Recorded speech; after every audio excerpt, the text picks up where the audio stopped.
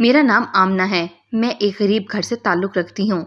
میرے والد صاحب کا انتقال میرے بچپن میں ہی ہو گیا تھا۔ ماں نے بہت مشکل سے محنت کر کے مجھے پالا۔ اب میں اس قابل ہو گئی تھی کہ اپنی ماں کو گھر بٹھا کر کھلا سکوں۔ میں ایک ہاسپٹل میں نرس تھی اور بطور اسسٹنٹ الٹرا ساؤنڈ کام کرتی تھی۔ میرا گھر جو ہم لوگوں نے تھوڑی دیر پہلے ہی لیا تھا ہاسپٹل کے قریب ہی واقع تھا، سو مجھے آنے جانے میں کوئی پریشانی نہیں ہوتی تھی۔ ایک دن شام کے 5 بجے کی بات ہے، میں نے کلینک پر آنے والی عورتوں میں سے ایک لڑکی کو کافی غیر معمولی پایا۔ لڑکی نے اپنا چہرہ کھلا رکھا ہوا تھا جبکہ اس کے ہاتھوں پر دستانے تھے۔ یہ دیکھ کر مجھے بڑی حیرت ہوئی کہ اس گرمی میں اس لڑکی نے دستانے کیوں پہن رکھے ہیں۔ اس کے پاؤں میں جرابیں تھیں جبکہ یہ کافی ڈری سہمی سی کھڑی تھی۔ جہاں یہ لڑکی کھڑی تھی وہاں صرف عورتیں ہی تھیں، مگر میں نے دیکھا کہ لڑکی کے ساتھ ایک ہٹا کٹا 6 فٹ لمبا آدمی بھی تھا۔ آدمی کے چہرے پر داڑھی تو نہ تھی، البتہ مونچھیں گھنی تھیں۔ یہ آدمی لڑکی کے ساتھ ساتھ چل رہا تھا۔ اس کے انداز سے لگ رہا تھا کہ یہ لڑکی کا شوہر ہے، جبکہ لڑکی بہت ڈری ہوئی تھی اور اس کے اشاروں پر چل رہی تھی۔ مجھے ان دونوں کی جوڑی کافی عجیب لگی کیونکہ عموماً کوئی بھی شوہر یوں بیوی کے ساتھ لائن میں کھڑا نہیں ہوتا۔ بطور اسسٹنٹ اور یہاں کی مانیٹر، میں نے اس آدمی کو وہاں سے دور کھڑے رہنے کی ہدایت دی کہ یہ جگہ عورتوں کے کھڑے ہونے کی ہے، مگر اس آدمی پر ذرا اثر نہیں ہوا۔ وہ سارا وقت اپنی بیوی کے ساتھ ہی رہا۔ مجھے اس کی یہ حرکت بڑی ناگوار لگی، مگر میں کچھ بول نہیں سکتی تھی۔ یہ میری مجبوری تھی۔ یہاں پر مریضوں کو کافی عزت دی جاتی ہے، پرائیویٹ ہاسپٹل جو تھا۔ بہرحال تھوڑی دیر گزری کہ ان لوگوں کی باری آ گئی۔ میں نے دیکھا کہ لڑکی کے ساتھ ساتھ یہ آدمی بھی پرچی لیے ڈاکٹر کے کمرے کی طرف بڑھ رہا تھا۔ میں نے اس آدمی کو روکنے کی کوشش کی کیونکہ ڈاکٹر کے کمرے میں صرف ایک ہی مریض جا سکتا تھا۔ ویسے بھی ان دنوں جیسے حالات تھے، زیادہ لوگوں کو ایک ساتھ بیٹھنے کی اجازت بھی نہیں تھی، مگر اس آدمی کے اخلاق گرے ہوئے تھے۔ اپنی بیوی کے ساتھ بھی میرے منع کرنے کے باوجود ڈاکٹر کے کمرے میں آ گیا۔ آج OPD انچارج بھی نہیں آیا تھا، اس لیے سارے کام مجھے ہی کرنا پڑ رہے تھے۔ ڈاکٹر صاحب نے مجھے اشارے سے کہا کہ اس آدمی کو باہر جانے کا کہو۔ میں نے اسے بڑی عزت سے بات کی، مگر یہ تو غصے میں بولا، میں یہاں سے ایک قدم بھی نہیں لوں گا۔ میں نے کہا، محترم، آپ کو اپنی بیوی چیک کروانی ہے تو آپ کو ذرا دور جانا ہوگا۔ ایسے کیسے ممکن ہے آپ کے ہوتے ہوئے چیک اپ ہو جائے؟ وہ اس بات پر اور غصہ کرنے لگا اور بولا، یہاں کوئی عورت نہیں ہے، میں کیسے ڈاکٹر پر بھروسہ کر کے اپنی بیوی کو یہاں چھوڑ دوں؟ میں نے کہا کہ میں رہوں گی آپ کی بیوی کے ساتھ، آپ کو فکر کرنے کی ضرورت نہیں ہے، مگر وہ آدمی کسی طور نہیں مان رہا تھا۔ تب میں نے اس مسئلے کا حل نکالا۔ اس آدمی کو دوسرے کمرے میں آنے کو کہا۔ یہاں ڈاکٹر شازیہ بیٹھتی تھیں۔ ڈاکٹر شازیہ انتہائی ماہر اور قابل ڈاکٹر تھیں۔ میں نے کہا، آپ کو لیڈی ڈاکٹر کے پاس اپنی مریضہ کو چھوڑنے میں کوئی دقت محسوس نہیں ہونی چاہیے۔ یہاں تو آپ کو کوئی اعتراض نہیں ہوگا، آپ چلے جائیے، ہم چیک اپ کر کے آپ کے پاس بھیج دیں گے۔ مگر وہ آدمی عجیب ضدی اور اڑیل تھا، بولا، میں اپنی بیوی کو کسی صورت اکیلے نہیں چھوڑوں گا۔ تب ڈاکٹر شازیہ کو بھی غصہ آ گیا کہ تم اپنی بیوی کو جہاں چاہو اپنی مرضی سے چیک کروا لو، ہم ایسے لوگوں کی ضرورت نہیں جو ہماری بات نہیں مانتے اور ہم سے علاج بھی کروانا چاہتے ہوں۔ ڈاکٹر شازیہ کے یہ کہنے کی دیر تھی کہ آدمی کو غصہ آ گیا۔ اس نے لڑکی کا ہاتھ زور سے کھینچا اور اسے اپنے ساتھ لے جانے لگا تو لڑکی فرش پر گر کر بے ہوش ہو گئی۔ اس نے آنکھیں موند لیں اور درد سے کرانے لگی۔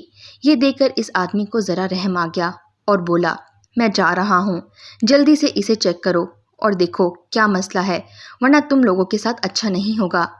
آدمی کی دھمکی سن کر ہم بھی حیران رہ گئے۔ پھر میں نے کمرے کا دروازہ بند کیا، پردہ آگے کیا اور لڑکی کو بیڈ پر لٹا دیا۔ اس کی حالت نازک لگ رہی تھی۔ اس سے پہلے کہ میں اسے گلوکوز کی ڈرپ لگاتی، لڑکی نے جھٹ سے آنکھیں کھول دیں اور ادھر ادھر دیکھنے لگی۔ اس نے اپنے ہونٹوں پر انگلی رکھ کر خاموش رہنے کا اشارہ کیا۔ ڈاکٹر شازیہ بھی یہ منظر دیکھ رہی تھیں۔ انہوں نے دروازے کو بغور دیکھا، کنڈی لگی ہوئی تھی، خطرے کی بات نہیں تھی۔ وہ بھی آ کر بیڈ کے پاس کھڑی ہو گئیں تو لڑکی سرگوشی والے انداز میں بولی، ڈاکٹر صاحبہ، خدا کے لیے مجھے 2 دن کے لیے یہاں ایڈمٹ کر لیں، میں آپ کو اپنے بارے میں سب بتا دوں گی، مگر مجھے میرے شوہر کے پاس واپس مت بھیجیے گا، ورنہ وہ میرے ساتھ بہت برا کرے گا۔ یہ کہتے ہوئے لڑکی نے اپنے ہاتھ جوڑ دیے۔ تب میری نظر اس کے دستانوں پر پڑی۔ میں نے اس کے ہاتھوں سے دستانے اتارے۔ یہ دیکھ کر مجھے حیرت ہوئی کہ اس کے ہاتھوں پر جگہ جگہ ہلدی لگی ہوئی تھی۔ اس نے جلدی سے مجھے واپس دستانے پہننے کو کہا۔ بولی میرا شوہر آ جائے گا، جلدی سے مجھے دستانے پہنا دو، آپ نے مجھے 2 دن کے لیے یہاں ایڈمٹ کرنا ہے، وہ غصہ کرے گا، ایسا نہ ہو کہ بات زیادہ بگڑ جائے۔ لڑکی نے کہا کہ مجھے واپس اپنے دستانے پہنا دو۔ اس کے ہاتھوں اور پاؤں دونوں جگہ پر ہلدی لگی ہوئی تھی، پاؤں پر ہلدی کافی گہری تھی جبکہ ہاتھوں پر ہلکا رنگ تھا۔ لڑکی کی بات سن کر ہم دونوں نے اس کا ساتھ دینے پر مجبور ہو گئے، کیونکہ اگر ہم بھی اس کا ساتھ نہ دیتے تو وہ مایوس ہو جاتی، جبکہ اس کی عمر بمشکل 17-18 سال ہوگی۔ میں نے لڑکی کو تسلی دی اور کہا کہ ہم تمہارے شوہر سے بات کریں گے، تمہیں یہاں رکھنے کی اجازت لیں گے، فکر کرنے کی ضرورت نہیں ہے۔ لڑکی نے ہمارا شکریہ ادا کیا، بولی میں آپ کا یہ احسان کبھی نہیں بھولوں گی۔ اگرچہ اسے کوئی بیماری نہیں تھی، مگر اس کے گھر سے نکلنے کا واحد طریقہ یہی تھا کہ وہ کوئی نہ کوئی ناٹک کرے۔ میں لڑکی کی بات سمجھ گئی۔ فکر کی کوئی بات نہیں ہے، میں نے اسے تسلی دی۔ ہم نے تمہارے شوہر کو بتا دیا ہے کہ تم اب یہاں 2 دن کے لیے ایڈمٹ رہو گی، وہ تمہیں لینے نہیں آئے گا۔ لڑکی حیران ہو کر مجھے دیکھنے لگی کہ بولی آپ سچ کہہ رہی ہیں، مگر یہ میری غلط فہمی ہی تھی، وہ آدمی کچھ نہیں کہے گا۔ تھوڑی ہی دیر میں وہ آدمی دندناتا ہوا کوریڈور کے اندر آ گیا، بولا میں اپنی بیوی کے بارے میں ذرا بھی کوتاہی برداشت نہیں کروں گا، اسے جو بھی بیماری ہے اس کا علاج جلدی ہو جانا چاہیے، میں اپنے کچھ لوگوں کو یہاں بھیج دوں گا جو یہاں اس کا خیال رکھیں گے، اس وقت مجھے جانا ہوگا۔ آدمی نے اپنی گھڑی پر نظر ڈالتے ہوئے کہا، جبکہ اس کی آواز سنتے ہی سائرہ نے آنکھیں موند لی تھیں۔ وہ یقیناً اس آدمی سے بہت ڈرتی تھی، مگر اس ڈر کی وجہ کیا تھی میری سمجھ میں کچھ نہیں آیا۔ تھوڑی دیر بعد وہ آدمی چلا گیا۔ کچھ وقفے کے بعد میں نے دیکھا کہ 3 نوجوان اسی وارڈ کے باہر آ کر کھڑے ہو گئے ہیں جہاں پر سائرہ داخل تھی۔ سائرہ کا تو سانس لینا بھی محال ہو گیا تھا۔ یہ تینوں آدمی مسلسل سائرہ کے بیڈ کو دیکھ رہے تھے، انہوں نے بیڈ نمبر بھی مجھ سے پوچھ رکھا تھا، جبکہ سائرہ کو کوئی تکلیف نہ تھی، نہ ہی میں اسے کوئی دوا دے سکتی تھی اور نہ ہی انجیکشن لگا سکتی تھی۔ پھر کافی دیر گزر گئی، ان نوجوانوں میں سے ایک بھی ٹس سے مس نہ ہوا۔ یہ دونوں اسی طرح باہر کھڑے چہل قدمی کرتے رہے۔ تھوڑی دیر کے بعد ڈاکٹرز راؤنڈ پر آ گئے۔ سائرہ کہنے لگی مجھے باتھ روم جانا ہے، میری مدد کرو۔ میں اس کا اشارہ سمجھ گئی تھی کہ سائرہ ان لوگوں سے چھپ کر مجھ سے کچھ بات کرنا چاہتی ہے۔ میں نے اسے سہارا دیا اور باتھ روم تک لے گئی۔ سائرہ کے باتھ روم جانے کے 2 منٹ بعد میں بھی اندر چلی گئی۔ وہ پریشان لگ رہی تھی، مجھ سے کوئی بات کرنا چاہ رہی تھی۔ تمہاری بڑی مہربانی ہوگی، تمہارا یہ احسان میں کبھی نہیں بھولوں گی، اگر تم میری تھوڑی سی مدد کر دو۔ سائرہ ہاتھ جوڑے کھڑی تھی۔ تمہیں ہوا کیا ہے؟ یہ کون لگتا ہے تمہارا؟ کچھ تو بتاؤ، کیا یہ واقعی تمہارا شوہر ہے بھی یا نہیں؟ ہاں، وہ میرا شوہر ہی ہے، اس بات کی تم فکر نہ کرو، مگر میں اس آدمی کے ساتھ مزید نہیں رہ سکتی اور نہ ہی یہ مجھے چھوڑنا چاہتا ہے۔ تم بتاؤ میں تمہاری کیا مدد کر سکتی ہوں؟ کیا تم مجھے یہاں سے نکال سکتی ہو؟ سائرہ نے کہا تو میری جان ہی نکل گئی۔ میں جانتی تھی کہ جس آدمی کی یہ بیوی ہے، جس طرح کی طاقت کا یہ مالک ہے، مجھے بھی اسے سہارا دے کر مشکلات سے نجات نہیں ملے گی۔ یہ لوگ تو میرے پیچھے ہی پڑ جائیں گے، پھر کیا کروں گی؟ میرا تو تعلق بھی غریب گھرانے سے تھا، اتنے طاقتور گھرانے سے تعلق نہیں رکھتی تھی کہ اس جیسے بدمعاش گنڈوں کا مقابلہ کر سکوں۔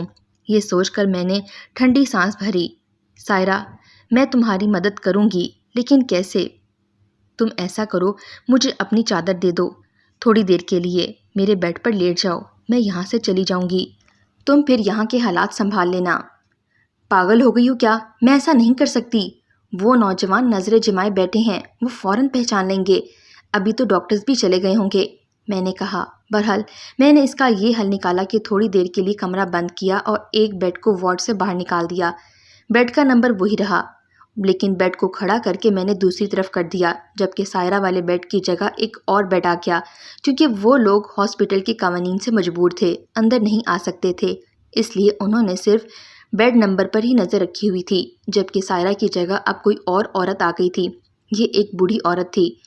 مجھے اطمینان ہو گیا۔ سائرہ کو میں نے پچھلے دروازے سے نکال دیا اور اپنی ایک سہیلی کو کال کی، وہ کوارٹرز میں رہتی تھی۔ میں نے اسے کہا کہ ایک لڑکی نیلے رنگ کے کپڑوں میں ملبوس امپلائیز کوارٹرز کی طرف آ رہی ہے، تم اسے اپنے گھر میں تھوڑی دیر کے لیے رکھو، اس کے بعد میں اس کو دیکھوں گی کہ کیا کرنا ہے۔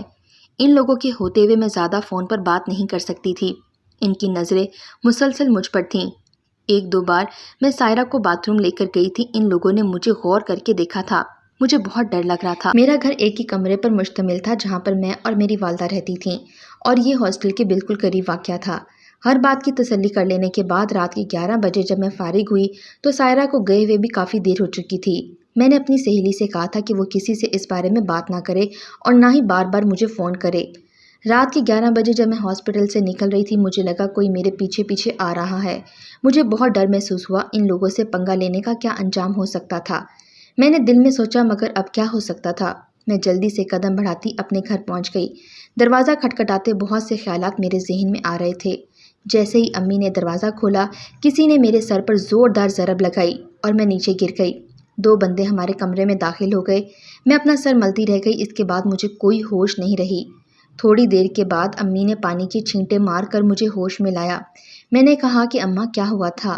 بولیں بیٹے 2 لوگ آئے تھے، تیرے بارے میں کئی باتیں کر رہے تھے۔ انہوں نے کمرے کی کوئی چیز نہیں چھوڑی، ہر چیز کی تلاشی لی اور پھر خود ہی چلے گئے۔ ڈرا دھمکا کر گئے ہیں کہ اپنی بیٹی کو سمجھا لو ورنہ برا حشر کر دیں گے۔ تم بتاؤ بیٹی یہ کون لوگ تھے اور تم نے کن لوگوں سے دشمنی مول لی ہے؟ جانتی ہو میں بیوہ عورت ہوں، میں تمہارے لیے اب زیادہ زمانے سے نہیں لڑ سکتی، تم ایسا کام کیوں کرتی ہو؟ ماں کی آنکھوں سے گرنے والے آنسو میرے گالوں کو جا لگے۔ اماں میں نے ایک لڑکی کی مدد کی تھی، بتاؤ میں کیا کر سکتی ہوں؟ میں نے کیا غلط کیا؟ اماں خوش تھیں کہ میں نے کسی کی مدد کی ہے۔ وہ لوگ میرا گھر کا پیچھا کرتے کرتے سائرہ کو ڈھونڈنے آئے تھے۔ دوسری طرف ہسپتال میں ان لوگوں نے کہرام مچا دیا تھا، ہر طرف سائرہ کو ڈھونڈا جا رہا تھا کیونکہ ان کے خیال کے مطابق سائرہ یہاں سے بھاگ کر کہیں چلی گئی تھی، جبکہ سائرہ ہاسپٹل کے اندر ہی موجود تھی۔ تھوڑی دیر کے بعد لڑکی کا شوہر بھی آ گیا۔ یہ بڑے روب والا آدمی تھا۔ وارڈ بوائے کی تفصیلات کے مطابق ان لوگوں نے ہسپتال کے ایک ایک بیڈ کو چیک کیا مگر وہ لڑکی کہیں نہیں ملی۔ یہ لوگ غصے میں بڑبڑاتے ہوئے وہاں سے چلے گئے۔ ہاسپٹل کے سٹاف کو بھی دھمکیاں دیں کہ تم لوگوں نے میری بیوی کو بھگا کر اچھا نہیں کیا۔ بہرحال وہ لڑکی وہاں نظر نہیں آئی۔ کچھ دن تو یہ لوگ مجھ پر بھی نظر رکھے رہے۔ وہ مجھے ہر بات کا اندازہ ہو جاتا تھا کہ کب میں کس کی نظر میں ہوں، مگر میں جانتی ہوں کہ زیادہ تر یہ لوگ میرے پیچھے آئیں گے تو میرے لیے بھی مشکلات بڑھ جائیں گی۔ تب میں نے ایک دن امی سے کہا کہ میں یہ نوکری چھوڑ دینا چاہتی ہوں، مجھے لگتا ہے کہ یہ میرے لیے نئی مصیبت لائے گی۔ امی کہنے لگی ایسے ان لوگوں کو اور شک ہوگا، اور ویسے بھی وہ لڑکی محفوظ ہے تو ہمیں اور کیا چاہیے۔ تھوڑے دن انتظار کر کے تھک کر یہ لوگ خود ہی چپ ہو جائیں گے۔ بہرحال جب ان لوگوں کو مکمل یقین ہو گیا کہ سائرہ میرے پاس نہیں ہے تو ان لوگوں نے ہماری جان چھوڑ دی۔ مگر اب مجھے سہیلی سے بھی جواب لینا تھا، اس لڑکی کو کہاں لے کر جاتی، کچھ سمجھ میں نہیں آ رہا تھا۔ بالآخر ایک دن سوچا کہ اسے اپنے ساتھ اپنے گھر ہی لے جاتی ہوں، اب تو ان لوگوں کو مجھ پر شک بھی نہیں ہوگا۔ مگر پھر بھی احتیاطاً میں نے اس سے بات کی۔ ہم لوگوں نے نانی سے کہا کہ ہم سائرہ کو نانی کے گھر لے گئے۔ نانی کا گھر شہر سے باہر موجود تھا۔ سائرہ نانی کے گھر محفوظ تھی، اب وہ وہیں پر رہتی تھی، ان کے گھر کا کام کاج کرتی۔ نانی نے مجھے بتایا کہ سائرہ بڑی خدمت گزار لڑکی ہے، نہ صرف یہ کہ وہ ان کا بہت خیال رکھتی ہے بلکہ ان سے باتیں بھی کرتی ہے، ان کا دل بھی بہلاتی ہے۔ ان کی بات سے مجھے اطمینان ہوا۔ کافی حد تک جب حالات کافی بہتر ہو گئے تو میں سائرہ سے ملنے نانی کے گھر گئی۔ سائرہ مجھ سے بڑے پرتپاک انداز میں ملی، وہ بہت خوش لگ رہی تھی، چہرہ بھی نکھر گیا تھا، جبکہ نانی کے کپڑے اس پر بہت جچ رہے تھے۔ سائرہ اس وقت 15 سال کی لڑکی لگ رہی تھی۔ واقعی کھانے پینے سے انسان کی شکل ہی بدل جاتی ہے۔ میں اسے کمرے میں لے گئی، میری اسے کافی عرصے کے بعد بات ہوئی تھی۔ ہاسپٹل والے واقعے کے بعد تو میں اسے بھول ہی گئی تھی، مگر اس کی فکر مجھے رہتی تھی۔ مجھے بتاؤ کہ سائرہ کیا تمہارے شوہر نے تم سے دوبارہ رابطہ کرنے کی کوشش نہیں کی؟ ابا جی اللہ نہ کرے کہ اب ایسا ہو۔ اس کی آنکھوں میں اداسی در آئی۔ مجھے بتاؤ تمہارے شوہر کے ساتھ کیا مسئلہ تھا؟ اگر کوئی قابل حل بات ہے تو ہم تمہاری مدد کریں گے، تو مجھے بتا سکتی ہو۔ میری بات پر سائرہ نے کانوں کو ہاتھ لگایا اور کہا باجی میں اب اس شخص کے ساتھ 1 منٹ بھی نہیں رہوں گی اور نہ ہی مجھے اس کے سامنے دوبارہ لے کر آنا۔ سائرہ کی بات پر مجھے بہت حیرت ہوئی۔ تب اس نے بتایا کہ شادی کے بعد اس کی زندگی مکمل بدل گئی تھی اور یہ اس کی شادی ایک معمولی شادی نہیں تھی بلکہ خاندانی دشمنی کے نتیجے میں ہونے والی ایک حادثے کے بعد سائرہ کی شادی زبردستی کی گئی تھی۔ مگر سائرہ کے شوہر کو اس پر ذرا بھی یقین نہیں تھا۔ سائرہ بتانے لگی باجی کیا بتاؤں، میرے شوہر نے مجھ پر زندگی کس قدر تنگ کر دی تھی۔ میں تو بدلے میں لائی گئی تھی مگر میرے شوہر نے مجھ سے نہ جانے کس چیز کا بدلہ لیا۔ میری شادی کو 10 دن ہی گزرے تھے جب میں صبح اٹھتی تو مجھے اپنے ہاتھوں پر ہلدی کا رنگ محسوس ہوتا۔ رفتہ رفتہ میری سمجھ میں بات آ گئی کہ ہلدی کا رنگ جیسے ہی پھیکا پڑتا تو میرا شوہر مجھے مارنے لگ جاتا۔ بہت کم ایسا ہوتا کہ ہلدی کا رنگ گہرا ہوتا یا پھر اس میں کوئی غیر معمولی بات ہوتی۔ میں اپنے شوہر سے پوچھتی، سوال کرتی، مگر وہ کسی بات کا جواب ہی نہیں دیتا، صرف مارتا پیٹتا اور اپنی ضروریات پوری کرتا۔ میں اب ان سب سے بہت تنگ آ چکی تھی۔ تب ایک دن مجھے معلوم ہوا وہ میرے ہاتھوں میں روزانہ رات کو ہلدی لگاتا ہے اور وظیفہ پڑھ کر پھونک دیتا ہے۔ جانے اسے کس جاہل نے بتایا کہ ہلدی کا رنگ جتنا گہرا ہوگا میں پاک باز ہوں گی، ورنہ میرے کردار میں کوئی نہ کوئی نقص ہے۔ اپنے شوہر کی اس بات سے مجھے بہت دکھ ہوا۔ میں اپنے کردار پر ایک لفظ بھی برداشت نہیں کر سکتی تھی۔ پہلے تو میں وقت کے ساتھ سمجھوتا کر بیٹھی، مگر اپنے شوہر کی اس بات سے میرا دل اٹھ گیا۔ میں نے کبھی سوچا بھی نہیں تھا کہ میں اس آدمی کے ساتھ اب رہوں گی، مگر گھر سے نکلنے کا کوئی طریقہ نہیں تھا۔ تب وہ مجھے سب کچھ کرنا پڑا جو آپ سمجھ چکی ہیں۔ اب آپ کو علم ہو گیا ہوگا میری کیا مجبوری تھی۔ سائرہ کی بات سن کر مجھے یقین ہو گیا کہ وہ واقعی ایک معصوم لڑکی ہے۔ میں نے کہا، اب تم کیا کرو گی؟ اپنے شوہر سے طلاق لیے بغیر تم اپنی نئی زندگی بھی شروع نہیں کر سکتی، پھر ساری زندگی کیسے گزارو گی؟ وہ کہتی ہے کہ میں اس بارے میں کچھ نہیں جانتی، مجھے مرد کی ذات سے بھی اب نفرت ہو چکی ہے۔ سائرہ نے اپنی زندگی ہمارے ساتھ گزاری بغیر طلاق لیے، کہتی ہے میرا تجربہ اچھا نہیں رہا، مجھے دوبارہ اس بندھن میں نہیں پڑنا۔ ہم نے اس کی تعلیم پر توجہ دی اور وہ تعلیم کے میدان میں آگے بڑھ گئی۔